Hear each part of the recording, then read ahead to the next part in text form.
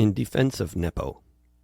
You can find this on Substack, on Patreon, and at davidrovics.com/thisweek in both written and podcast forms. I've just learned from BBC NewsHour what a Nepo baby is. They say it's been a commonly discussed term on TikTok since last February. In the past few days, it's been all over the mainstream news sites. For those who missed it, Nepo is short for nepotism, and we're talking about the famous directors and actors and such whose parents are famous directors and actors and such. A piece in The Guardian says Gen Z is now discovering that TV and film is not a meritocratic industry. Whether or not this is generally a new discovery for most of Gen Z or anyone else, it's slightly refreshing to read about all the rich and famous stars who are the children of rich and famous stars.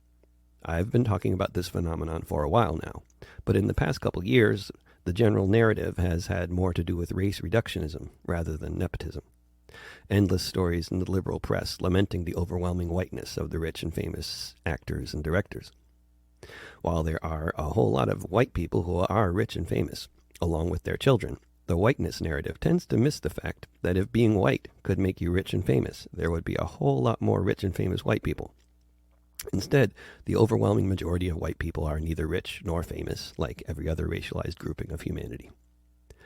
The nepotism narrative gets us far, far closer to reality. Most of these folks may be white, but the fact of being rich and famous is the main determining factor here in whether their kids follow in those footsteps. It has been observed by many astute people that there is much less social mobility in the United States than there is in Europe overall. There are reasons for this, which have little to do with race and everything to do with support for the arts and other professions by governments, and access to things like free or inexpensive higher education by a much bigger percentage of the population. While the notion of European levels of support for the arts and other professions is a wonderful idea, the Nepo baby narrative, that a rich and famous actor or director being the child of a rich and famous actor or director, is evidence that Hollywood is not a meritocracy, has limitations. While it's no doubt the case that being a famous actor or director tends to require much more than mere talent, if we look at the arts more generally, along with so many other professions, I don't know if anyone has the exact percentages, but over many decades of being in certain circles, namely artistic and academic ones, my observation has been that a disproportionately large number of the best musicians, actors, visual artists, as well as intellectuals, are the children of parents with similar professions or passions. People don't talk about this as nepotism generally, because we're not talking about either wealth or connections here. If, for example, you made a career out of touring and playing in small venues for a few dozen people each time, and then your kid ends up doing the same kind of thing, this is inevitably because your kid has managed to develop their own audience. A handful of people at each gig at best might be there because they know your parents, and no one will be there because you had a hit, because if you or your parents had a hit, none of you would be playing in small venues like that. But there is a disproportionate likelihood that the kid ends up being a performer like the parent, nonetheless, and this is because that's the way real education tends to work. Studies have found that regardless of what's going on in school, if a small child has parents who read to them most nights, this is the biggest factor in determining how quickly and how well they learn to read. It's not a popular notion in conventional schools still today, but researchers like John Holt and many others long ago demonstrated how children tend to learn through modeling behavior of adults, through example, rather than by being taught. Even without wealth, fame, or Hollywood connections, just surviving as an artist in the modern world, perhaps particularly in the U.S., is a very tricky thing to pull off. From my personal experience as the child of a composer and a pianist, it would be impossible to list all the advantages I had from just growing up in their household, listening to them practice music, watching my father get into the headspace for writing music, and perhaps especially seeing and being involved with some of the logistics involved with trying to promote concerts and workshops, helping my dad maintain his mailing list, putting postage stamps on envelopes, learning about how you're unlikely to get more than 5% of the people you send stuff to coming to your events, learning that this is totally normal. Since being raised by musicians and becoming a professional musician myself, I've met so many more musicians, not just contemporaries of my parents, but my own contemporaries. I didn't set out with the expectation that other musicians I'd meet would also be the children of musicians. But my informal observation over time has been that while this phenomenon is by no means universal, it is disproportionately the case that the best musicians I meet were raised by musicians, or by artists of some other variety. The vast majority of musicians, actors, writers, etc. that I know are working other jobs to make ends meet.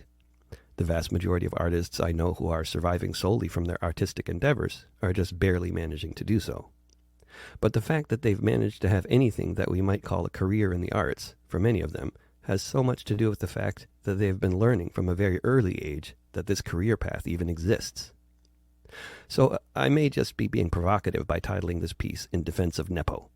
Really, I'm writing in defense of apprenticeship, of mentoring, of real education, rather than the kind most of us get in most schools. Schools here in the U.S. do not prepare many people for a career in the arts. Sweden, on the other hand, incorporates the arts into public education very well and has an amazing system for helping people launch artistic careers after they're done with school, which are the main reasons why Swedish songwriters produce more hits per capita in the English language pop charts than anyone else. But without that kind of backup from the state, more traditional forms of learning will inevitably be dominant. This will be true for artists who were born into wealth and fame, and those who weren't. But the same principle applies either way, whether you grew up among the jet set in a mansion in L.A. with John Williams, or puttering around in an old Volvo and making music beneath the staircase in a dank basement in the suburbs of Connecticut with Howard Rovics.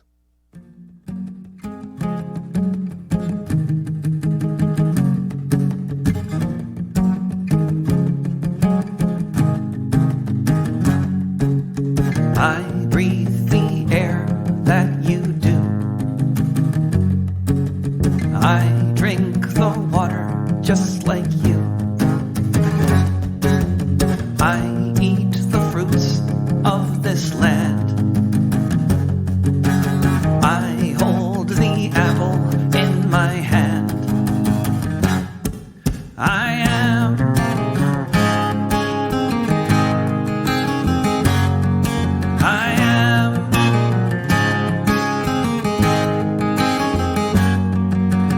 I feel the rain fall on my face,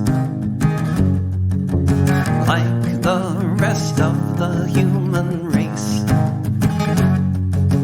I hold my baby tightly when he cries. I see him when I look into his eyes. I am